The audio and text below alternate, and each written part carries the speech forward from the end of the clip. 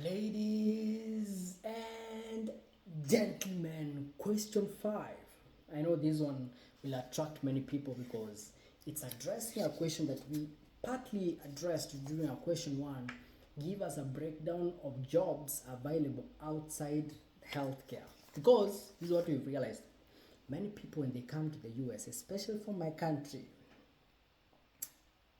Kenya, their focus is almost always in nursing, almost always in a healthcare setting. Okay, they become a CNA, become a nurse, become a tech within. But the truth be told, there are people who don't like that. There are people who don't like nursing, who don't like hospitals, who don't like patients, and that is it. And you can't judge them, they're not wrong. That is just what it is. And so from our previous video, we talked about these entry-level jobs. They could be earning low, but they have nothing to do with nursing or healthcare facilities. We talked about retail, talked about customer service in things like Walmart, these HEB, Target, Costco, these major supermarkets. We talked about food service, can be restaurants, can be Starbucks, can be McDonald's, fast foods and stuff like that. We talked about working in warehouses like Amazon. We talked about driving, things like delivery, Uber and Lyft and DoorDash and all those. Now, the next category is what I'm interested in. I don't think we are really putting emphasis. We are doing just to these skilled traders. One of the challenges that most females are facing here ni watu wa kusonga nywele, hairdressers. I think there are either very few of them or they just don't know kazi yao vizuri. I'm just imagining if you come from Kenya na wewe umejua kusonga nywele vizuri, you know how to put them braids or dreadlocks or whatever. Because the few times my wife ameenda kutengeneza nywele, she has not spent less than $200. Na unakaa hapo the entire day because hakuna watu wengi kama huko Kenya Kenyatta Market, naona walikuwa wanaona kushangilia in 2-3 hours you're done. Okay? So these skilled traders kama hiyo, shaving and making hair, especially we as African, we have a different type of hair. Okay, so I feel that is a gold mine, man. I don't know why we take it for granted. I don't see many people. I don't know, ama ni vitu zangu tumefikiria, but I think that's a very good thing, especially if you're in Kenya right now. You have a few years to come. I think that's one of the things you need to practice. Doesn't matter whether you are male or female, really doesn't matter. If you can practice ujue vizuri, then you get here, you get yourself a community. When you land here, I'll create a video how to in my experience, how to best settle in the community. You get yourself a community, you'll find there Kenyans or Africans, and you tell them this is what you do. Man, I think that will be it's quite flexible. They can come to your house, you can go to their house. You don't have even to open an actual salon, if that makes sense. Okay, another thing that I think is really good is electricians, man. These hands-on jobs, talk about electricians, talk about plumbers. Achana na venye Kenya tunawadharau. Achana. This place, those are gold. Because number one, there are very few. You have to set an appointment to get one, and they can charge you whatever they want. That's what I see.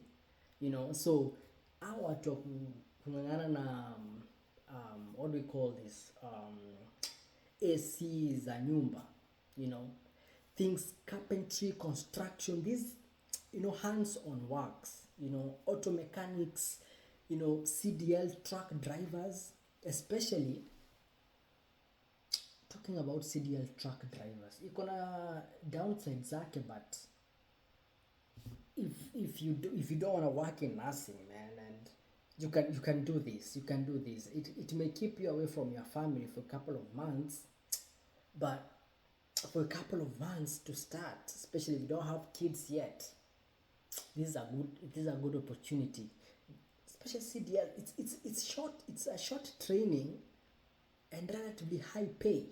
The only challenge with these skilled trades, of course, you have to do an on-site or hands-on training, sio kama hizo zingine as such.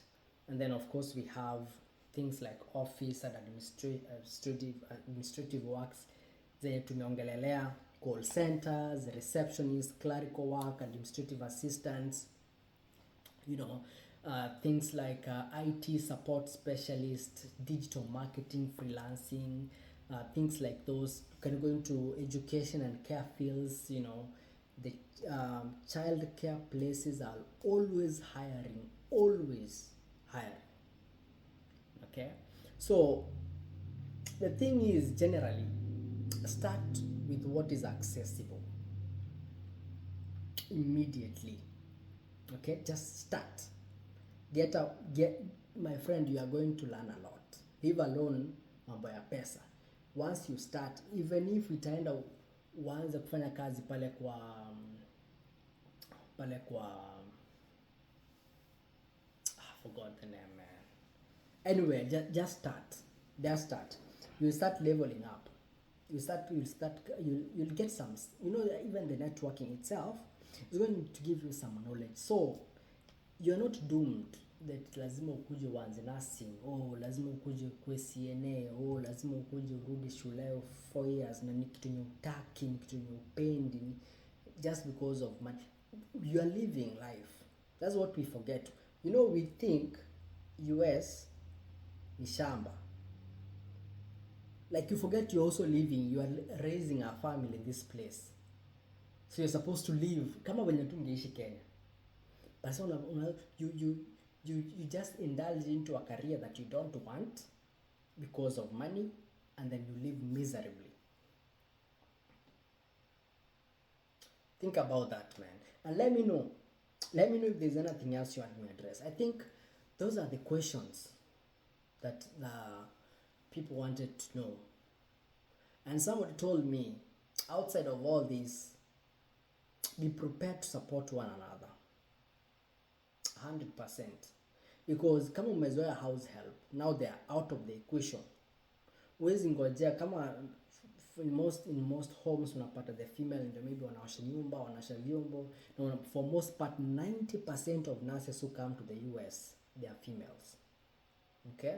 Sasa huwezi kaa home because ujai change mtoto diaper, ungoje mtoto assoil themselves the whole day, vyombo ziko hapo, nyumba ni chafu, alafu unangojea mpaka jioni usiku wife akuje ndi no, come on.